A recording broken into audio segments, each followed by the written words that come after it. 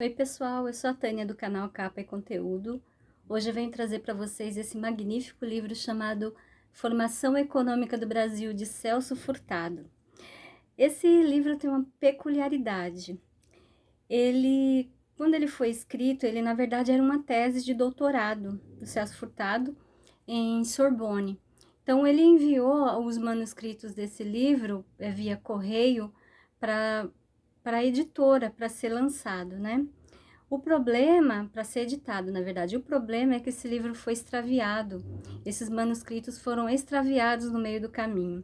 Então, o que aconteceu? Em última hora, foram achados a microfilmagem dele e novamente foi datilografado. E pelos manuscritos, depois dessa microfilmagem, foi feito um manuscrito, né? Novamente, escrito à mão, lógico. E foi datilografado folha por folha, então esse livro quase que não existe, né, por causa dessa perda no meio do caminho.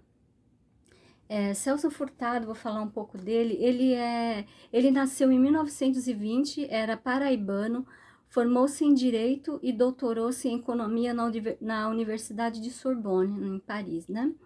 Foi um dos fundadores da Comissão Econômica para a América Latina, criou e dirigiu a Superintendência do Desenvolvimento do Nordeste, a SUDENE, até 1964. Foi ministro do Planejamento do governo João Goulart e, ao voltar do exílio, ministro da Cultura. Por 20 anos lecionou em universidades da Europa e dos Estados Unidos. É autor de cerca de 30 livros sobre teoria política e história econômica. E ele faleceu em 2004, no Rio de Janeiro. Esse livro aqui, pessoal, meu é da Companhia das Letras. A edição dele, deixa eu ver aqui, a minha edição essa é a 17ª reimpressão. A edição dele é de 2020. Então, ele dedica esse livro aos pais dele. E, assim, é um livro, como eu posso dizer, ele é um livro fundamental para aqueles que estão estudando economia e para aqueles que também querem entender como funciona desde o início a economia do Brasil. Tentou aqui, ele descreveu aqui no livro que ele não queria ser um livro assim, de forma de economês, de forma que só os economistas conseguiriam entender, né? E ele foi muito feliz nisso, ele escreveu de forma bem didática. Tem muitos capítulos aqui que não precisa ser economista para entender o porquê, o que aconteceu com a estagnação do país, com a falta de recursos, com o subdesenvolvimento, o porquê de tudo isso, né? Então, ele diz que ele não quer que isso aqui seja um livro, não queria, na verdade, que isso aqui fosse um livro assim de economia pura e simplesmente. Ele queria que fosse apenas uma introdução histórica da economia no país. Então, ele não quis, assim, não pretendeu grandes vultos. Só que esse livro se tornou um clássico, né? Todo mundo que estuda economia brasileira, com certeza, ou já ouviu falar, ou realmente estudou mesmo todos os capítulos deste livro. Para que a gente seja, assim, bem explícito, o meu vídeo aqui não é para fazer um discurso didático disso. Eu vou falar mais da a parte de como eu, leitora e leiga no assunto de economia, venho passar para vocês o que eu realmente entendi do livro. Ele discorre de forma bem detalhada e, ao mesmo tempo, muito didática, como eu falei, de como a estrutura brasileira veio se desenvolvendo desde o descobrimento do Brasil, né? Desde a época que os portugueses chegaram aqui e começaram a explorar a terra. Então, ele vai desde a época da colonização, da escravidão no Brasil, ele passa por aqueles momentos que vieram os europeus para cá, trabalhar nas plantações de café. Ele discorre muito da época da mineração, da Bolsa Econômica, até do 1930, né, aquela época que teve aquela grande crise econômica, principalmente nos Estados Unidos. Ele faz uma comparação com a economia americana, com a nossa. Enfim, é um livro muito esclarecedor, é um livro bastante didático. Eu falo por mim que eu entendi muito do que está escrito aqui. E tem vários capítulos, eu vou falar todos eles aqui, para que vocês compreendam eles. São 5 capítulos, esse livro se separa em 5, se divide em 5 capítulos, né? Parte 1, que seria Fundamentos Econômicos da Ocupação Territorial. A parte 2, Economia Escravista de Agricultura Tropical, séculos 16 e 17. Parte 3, Economia Escravista Mineira, século 18. Parte 4, Economia de Transição para o Trabalho Assalariado do século 19. E a última, que é a parte 5, Economia da Transição para um Sistema Industrial do século 20. Então, ele fala desde o início do descobrimento até o comecinho do século 20. É muito esclarecedor, gente. Eu tenho, assim, por mim, que ele quis fazer um livro de forma que as pessoas, mesmo leigas como eu, conseguissem entender essa transição da economia brasileira. E ele faz de uma forma muito didática, ele faz assim um paralelo entre a política, a economia e a história. Então é um livro muito interessante. Eu separei aqui uma parte, gente, que ele fala sobre quando os escravos foram libertados. E na verdade os escravos foram libertados não exatamente por causa da Lei Áurea, entendeu? Daquela coisa linda e maravilhosa que passam nas novelas. Na verdade, a economia escravista foi tendo um grande declínio em toda a Europa. Então, manter um escravo começou a ficar muito caro, apesar de ser precária, quase desumana. Eu digo até desumana as condições de vida dos escravos. Viviam muito pouco por causa das condições, mas ainda assim demandava algum dinheiro, né? Algumas despesas monetárias para manter escravos e até para comprá-los. Então, com o declínio da mineração, com o declínio da economia cafeeira, com o declínio das bolsas de exportação, ficou assim, como eu posso dizer, ficou dispendioso demais e não mais lucrativo a necessidade de escravidão.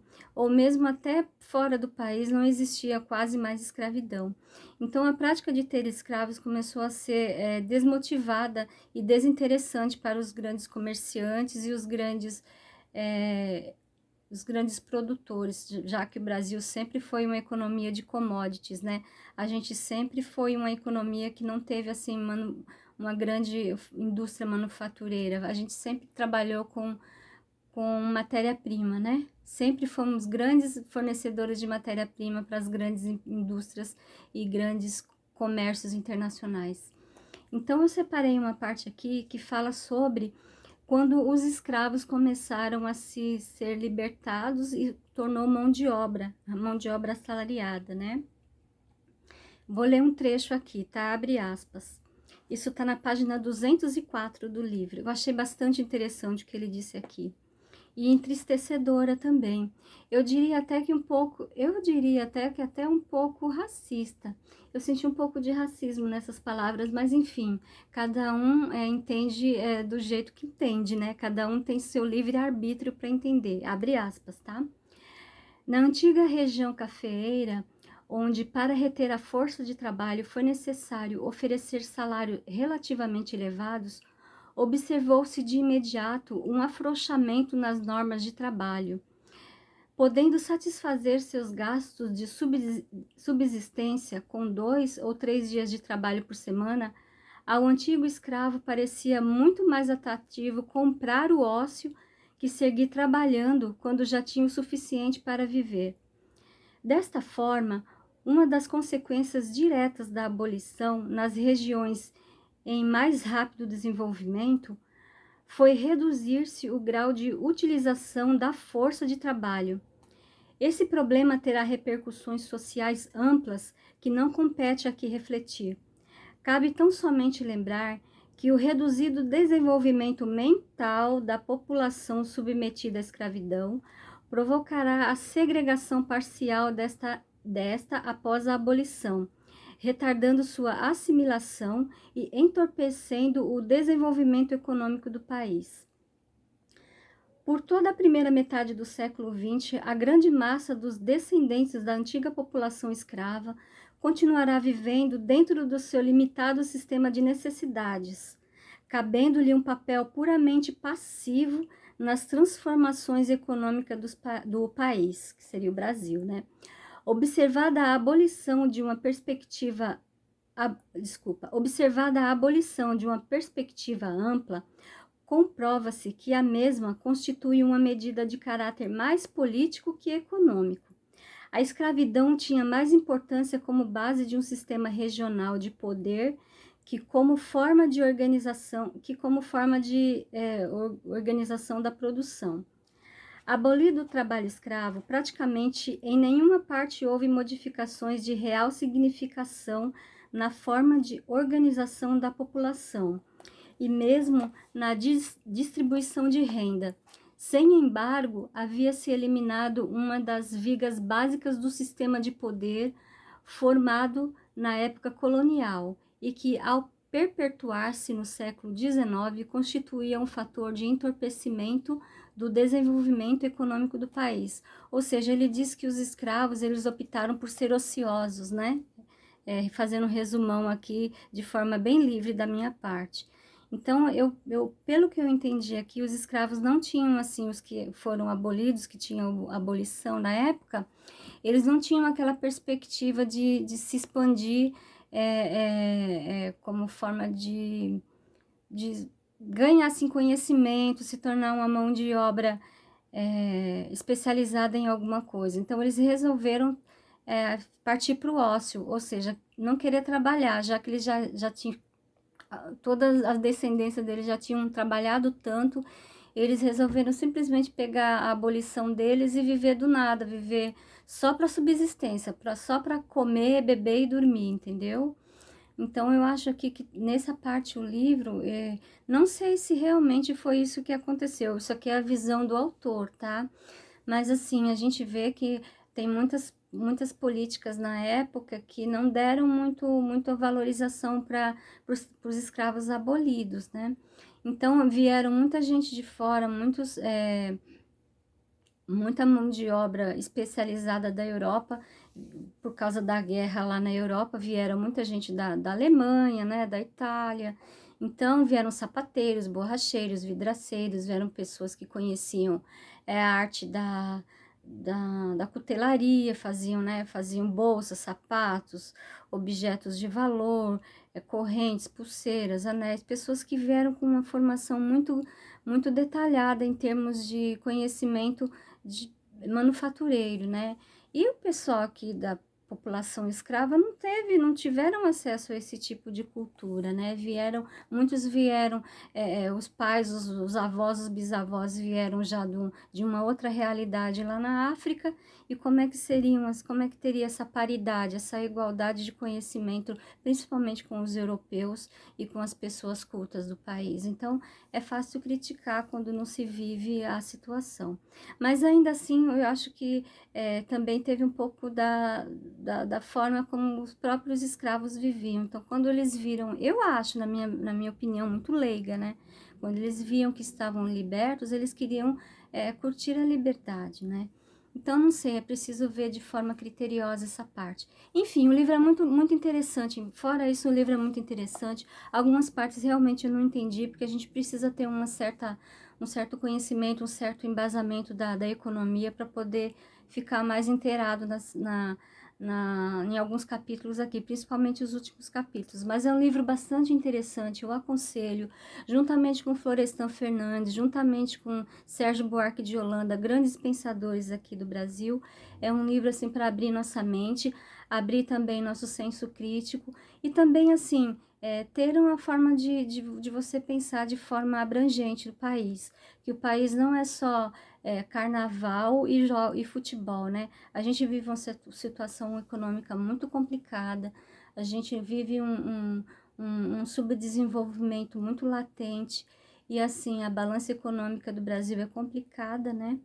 E a desigualdade social é gritante, infelizmente. E quem sabe o futuro nos aguarde coisas boas para cabeças pensantes, para as pessoas que conseguem pensar de forma globalizada, com e não pensar só no seu próprio umbigo, né? Em ganhar, em ter lucro, em ganhar grandes valores e só pensar em Mega Sena e tentar pensar no Brasil como um todo, no Brasil pobre, um Brasil assim muito rico e ao mesmo tempo muito pobre.